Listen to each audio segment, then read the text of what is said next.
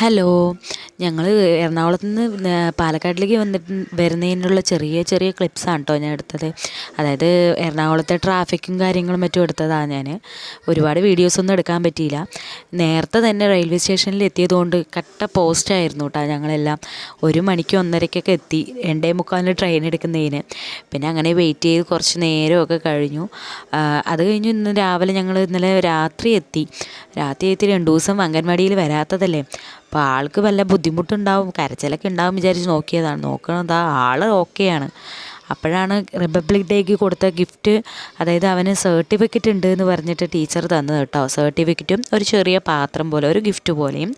അത് ഡ്രോയിങ് കോമ്പറ്റീഷനാണത്രേ. പക്ഷെ അവനൊന്നും ചെയ്തില്ല. എന്നാലും പങ്കെടുത്തതിൻ്റെ ബേസിൽ അവന് കൊടുത്തു. പിന്നെ രാത്രിയായി, രാവിലെയൊക്കെ നല്ല ജോലി തിരക്കായിരുന്നു.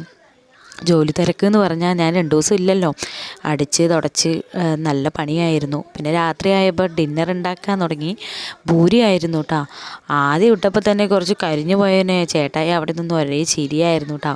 പപ്പടാണോടെ നീ ഉണ്ടാക്കുന്നതെന്ന് പറഞ്ഞ ഒരേ കളിയാക്കലായിരുന്നു. പിന്നെന്തോ സെക്കൻഡ് ടൈം ഇട്ടത് അടിപൊളിയാണ്, ഓക്കെ ആയി. പഫ് എന്ന് വന്ന പൂരി കിട്ടി എനിക്ക്. അത് മോന് 2-3 കൊടുത്തു. പിന്നെ ഞങ്ങൾക്ക് വേണ്ടിയിട്ടുള്ള ചപ്പാത്തിയും ഉണ്ടാക്കി.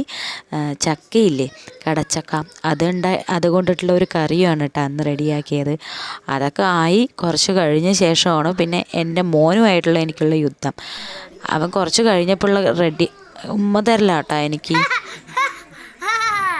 I love you.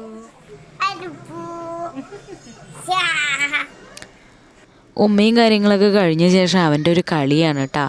പായ വേണോ ചോദിച്ചിട്ട് ഭയങ്കര കളി. ഇന്ന് വീഡിയോ അത്രയേ ഉള്ളൂ കേട്ടോ. നാളെ കാണാം. Okay, bye.